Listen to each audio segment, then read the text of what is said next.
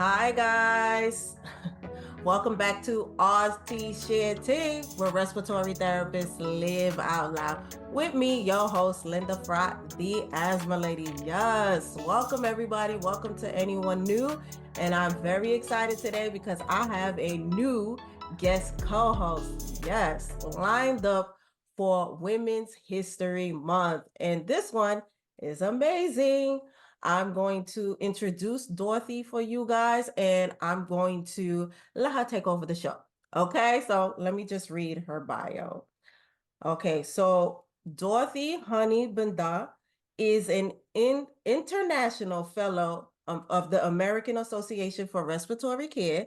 She is the country representative of the International Council for Respiratory Care. She's also their membership advisory. She's on the membership advisory committee, and she's a senior respiratory. She is the senior research assistant, clinical simulation instructor, and preceptor of the University of Ghana Department of Respiratory Care. And she is also pursuing her master's in respiratory care at Georgia State University. Yes, Dorothy is very busy, and we are very happy to have her here today. Hi, Dorothy. Hi, Linda. Good to have you here during Women's History Month. And we just passed Women's International History a few days ago, right? Yeah. So I'm so happy to have you here today. So, okay, so let's get right to it. So I asked everybody that comes on this platform, what made them decide to become a respiratory therapist? And what was your journey becoming an RT in Ghana? Please tell. Thank you so much for the opportunity to be on your show. I feel so delighted. Yes, my name is Dorothy Bendah. I am a respiratory therapist trained in Ghana. The reason why I decided to choose respiratory therapy is quite interesting. You know, before I went into this program, I was a laboratory technologist at the Department of Biochemistry in Medical School, University of Ghana. So I have a background in laboratory technology.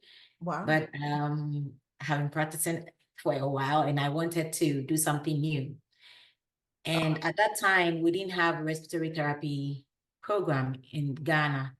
So a professor who had traveled to the States and got to know about the profession asked me to read about it. And I went online to read about it, and I got fascinated about it, about how respiratory therapists work. And I just brought the whole concept to Ghana, and it's like seeing the way our environment is. There are a lot of respiratory problems, that are reported to the hospitals, and we don't have special trained or skilled personnel that will manage such problems. Really got my attention. So I decided that let me just go for this. So I was ready to just drop the laboratory technology work. Okay. I mean, it was a difficult thing to do at that time, but yes, because something that you are in your comfort zone, and you're going to a program that you don't know how the prospect will be when you finish school. So you just had to get the faith in you, and even the faith in the program that it will thrive in Ghana. So when I told them about it, I'm interested, they asked me to, okay, you have to get yourself classmates so that you start. So meaning I was the first to be told of this program. Wow. So I became an advocate, going through all the various programs to call students, tell them about it, as if to say I knew it all, because I had read it. I'm sorry, what year did you start this? Okay, so I started school in 2015. 2015. So you started everything in 2015, like the whole. So let me take it from. Sure. I'm sorry, I'm excited because in 2015. So normally the respiratory therapy program in Ghana is a 4-year program. Okay. So the very first year, all students will do the general courses, physics, chemistry, biology, statistics, elective maths, all that, academic writing, So in that level, all first years were all in the same, plane. Okay. So I could easily talk to some of my colleagues, to maybe colleagues from other departments, to maybe join me. So this is what happened. So finally, I was able to get 8 students added to me to become 9. So first cohort of respiratory therapy students in Ghana, we started with 9 students. So entering our second year to start the respiratory therapy program proper, that was 2016. Okay. So we started from somewhere, then we entered 2016 to start. So, and then we graduated in 2019. Nice. How it has been, yes.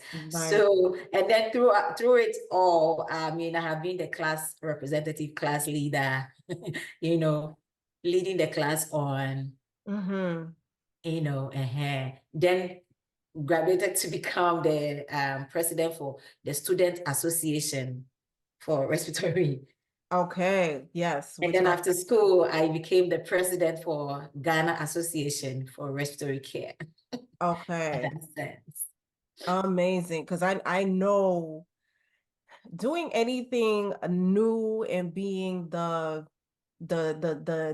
advocate, the face, pushing things along, I know it's not easy. That's what I was like, let me share this story, because I know, and I do have people from Ghana that do reach out asking questions, like they want to do things around asthma, COPD, respiratory, and they're trying to figure out how. So that's why I was like, yeah, Dorothy would be the one to get. Yeah. So I might plug you with a few other people. So, okay, this is great. So yeah, so that's basically it. The reason why I went for it, I wanted it to succeed in Ghana. I want the program to thrive, and I finally am seeing it. I see you guys are growing, you're spreading. Okay, so with that being said, so what are the challenges and the triumphs of the RT profession in Ghana? Like, so what are you seeing? Okay, so I would want to start with the challenges first. And, being a new program, joining the health team, we faced a lot of conflicts, especially when we go to the ICU. Because other clinicians feel, they didn't understand who we were until they started seeing what we could do.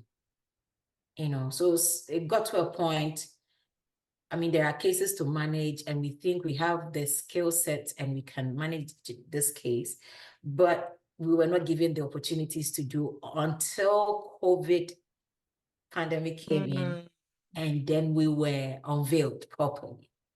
Okay. So this is how Ghana, yes, because you go to the ICU, you tend to become just like an auxiliary, but when the pandemic came and they needed people to manage cases, respiratory, and all those things, yes.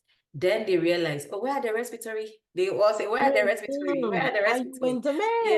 Yeah. So, that is how it's, and for me, during the pandemic, I decided I would position myself at the NICU.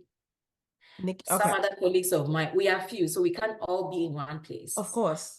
Yes. So some of my colleagues went to adult critical care, to manage adult care. I decided to be in NICU, and I said, okay, I'm going to use this time to save babies, manage them. Let me start from there, manage them. And then these same clinicians will come up to talk about RTs, So that was when they saw what I did.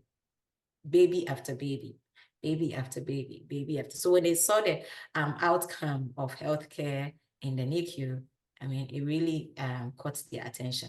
Then it spread to PICU. Then we went to surgical ICU. Then EC. So I think it was all about them seeing the outcome of the care you give, and then what you can do. So, from the beginning, it was kind of rough. We had to, push our head through so that they can recognize us and all that. So it was that challenge. Oh, I love it. I Once again, like I said, I know how it is to start anything new. When I took my position to run the asthma program as the director in Brooklyn, in North Brooklyn, we had a community health worker case management program. So I had to introduce community health workers who were not clinicians Mhm. into the clinical world. And trust me, very similar. They were like, who are these people? It was, I Yeah, had to keep yeah, introducing them, showing that their value, like what they can offer the hospital exactly. and the outcomes were there. We had the numbers, and eventually we got to show that they were an asset to the team. You understand? But it takes Mhm. time and you need that Time. that Yeah. person. It takes I time and then it takes dedication and passion to actually prove what Yes. you can do. Yeah. Yes. Yeah. Ooh, Dorothy. So yes, so thank you for sharing that story. And I once again I can see, but just by seeing what you're doing on social media, that you continue to advocate for this thing and what you've created in Ghana, you and your team. And I see great things for you guys. Great things. So Mm. yes, so with that being said, congratulations on deciding to get your master's in respiratory care at the Georgia State University. So Yeah. very, very happy for you to making that decision. So can you share with our listeners what inspired you to pursue this degree and how you believe it will impact your career path? Yeah. Okay. You know, having been part of faculty, I'm involved in training students back home in Ghana. Okay. And yeah, in respiratory care, you don't just end at the bachelor's degree level if you want to go into academia as well as patient management because you are training. So you need to have an advanced level of knowledge, or advanced exposure into the field so that when you are actually training students, you know what you are doing. Okay. Mm-hmm. Yes. So I decided that this is the time I needed to upgrade myself very quick because the program is growing and it's advancing. So I took it upon myself to start applying to various schools. I actually applied to as many institutions as possible. Then what happened was that I made a post of one of my clinical simulation sessions, in a department, and I posted it on LinkedIn. So I wrote a story. So Okay. that was when the programs director for respiratory therapy department, that is Dr. Gardenhire, um, saw me and then got interested. He said, "Hey, I think we like what you do." So Nice. so quickly I told him what I wished to get. Mm-hmm. I said, I want to pursue masters in respiratory. Okay, that's fine. Put in an application and we can see what we can do for you. So I would want to use this opportunity to really thank Georgia State University, for identifying my potential and wanting to develop me so that I am not only a blessing to Ghana, I'm going to be a blessing Mm-hmm. to Africa as well. Yeah. I love Mhm. that. Yes. So you knew what you wanted, Mhm. you went for it, and Yes, you started, and like you said, you just went for however way possible to do it. You sent out all those exactly. applications with the intentions of knowing you would get someone's attention and Exactly. was able to describe your intentions, your dreams, and show Exactly. your passion. Exactly. And you Mm. see, one thing I would want to say is that if you have a dream of achieving something, always have it in mind like a picture and prepare Oh, yourself for the opportunity. come on, Dorothy. Come on, Dorothy. Okay. Now, Good. season yourself for the opportunity, make yourself very juicy for the opportunity so that when somebody identifies you and they throw the question to you, you just lay it off to the person. It's like you're sowing your seeds. You might not know where the seed would germinate from. Mhm. So at least the more you knock at the doors, somebody will open the door and ask you, Mhm. what can I help you, or what can I do for you? This is where you project yourself, and then you Mhm. sell out your idea. This is what I want to do. Can you be of help to me? If that person wants to help you, you would get that help, you know. Thank you, Dorothy. Thank you. I love when people they can share how exactly to take control of their career and own it, go after it, and Mhm. just yeah, just go for it. So I love that. I've said it so many different ways that I'm like, okay, let me give guest co-hosts the opportunity to share how they are progressing in these careers and just inspiring others that yeah, just you can do it. You can do it. Go after it. And I feel like we already on this path, but what advice would you give to other respiratory therapists, especially women who are looking to take control of their careers and pursue higher education and specialized training in anything else? And you basically said it already. But Um, I think I still want to add something to it. Go ahead. Go Yeah, ahead. women, we are unique. That's one thing. And Mm, yes. yes, Women History Month, I would like to congratulate every woman for whatever achievement they have had so far in their lives. Being a woman is not easy. Yeah.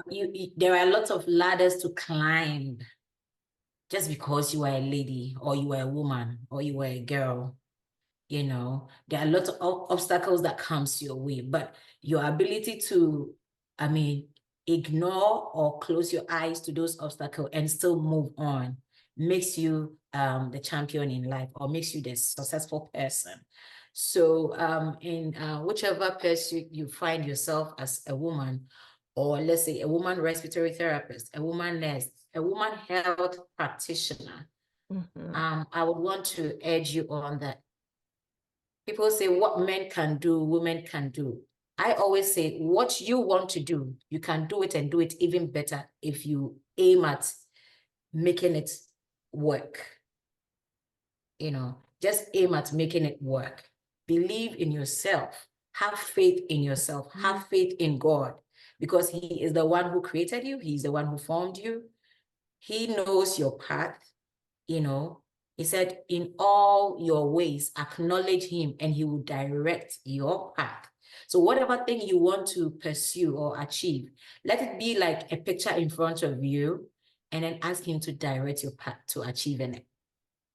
That is Yes, it. Dorothy. I love it. Thank you. Thank you so much for that. And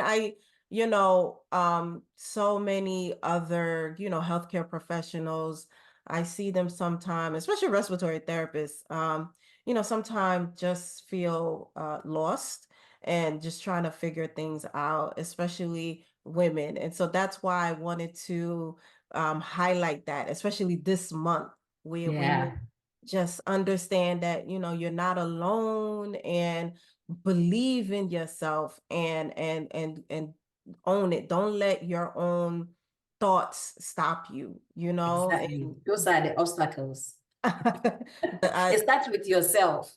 start with yourself. Yes, Start home. yes, Start home. Always start with you.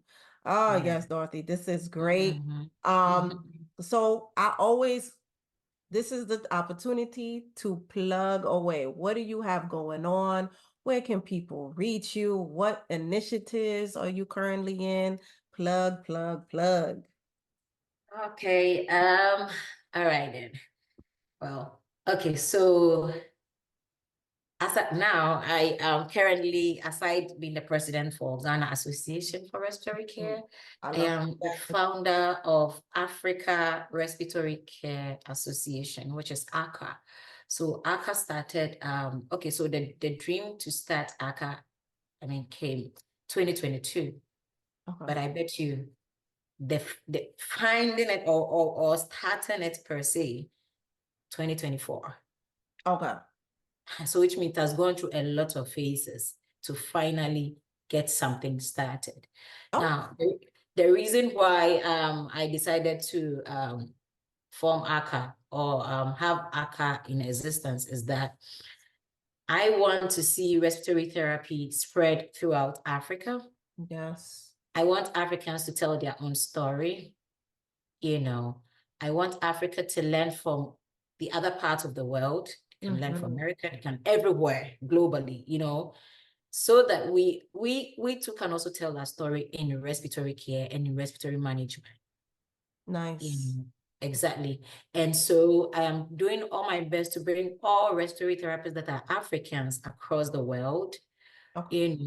and I'm gonna help them navigate their way into their country to help establish the program in their country. So respiratory therapy schools, we'll end up developing in, for example, Nigeria, Ethiopia, Liberia, Okay. Burkina Faso, Cameroon, maybe South Africa, Morocco, because currently we only have Ghana and Egypt I having see a that. bachelor's degree in respiratory therapy. Right. Liberia has started some initiatives and they started grooming other people on it.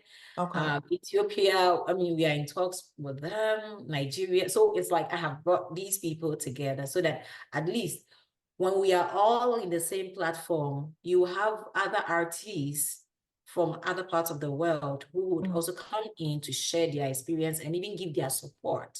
Okay. Yes. So when I formed this, then it wasn't only Africans on that platform. We have people from Canada, Saudi Arabia, everywhere.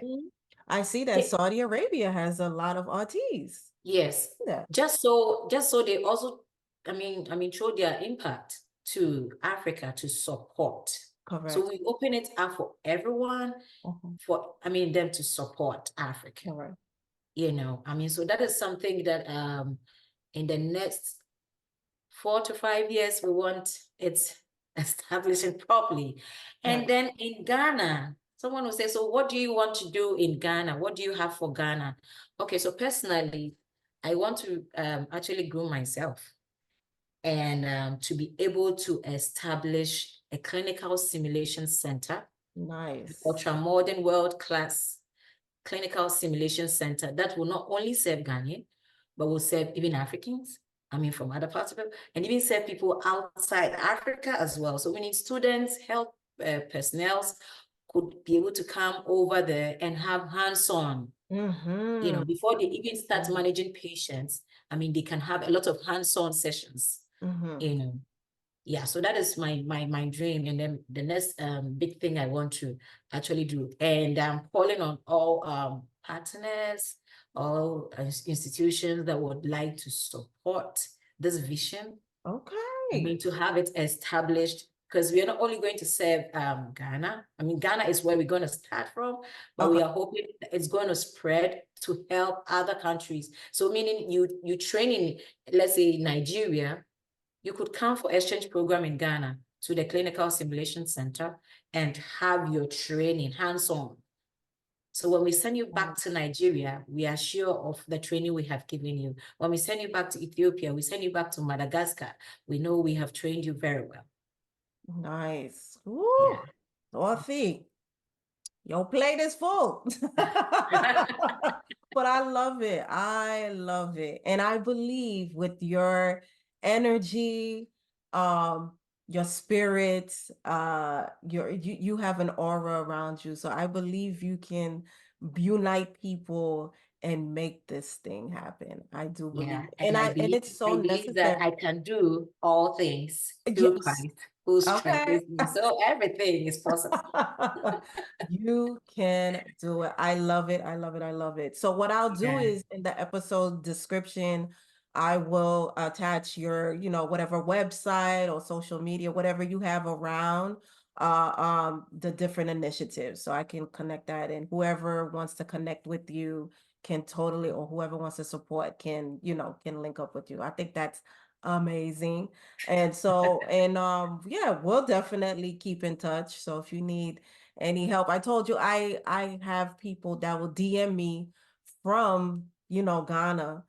They want to open start asthma programs and these type of programs over there. Yeah. That's I think that's interesting. So that's something that maybe one day I can help with. I don't know. It's a need. This is going to attract a lot of, people from all parts of the world to support. I love it. I love it. I love it. And definitely want to once again the asthma disparities across the globe is a Right. problem. And so, Yes. anyway where I can shift the needle to a positive asthma outcomes, I'm for. So I love it. I love everything that you do, Dorothy. Thank you for being here with us, describing, sharing your story, Yeah. and much success to you. So guys, thank you so much for being here with us. Thank you, Dorothy, once again for being here with us. Guys, we have so much more to come in the month, in Women's History Month, a more amazing guest co-host. I just want to say that continue to be here with us. Thank you so much, and know that we are on most podcast platforms on Wednesdays, and we are on YouTube on Thursdays. So much more to come, guys. Thank you, thank you, thank you. So yes, remember to invest in yourself and to only compete with yesterday's version of you. I'll see you next week. Bye.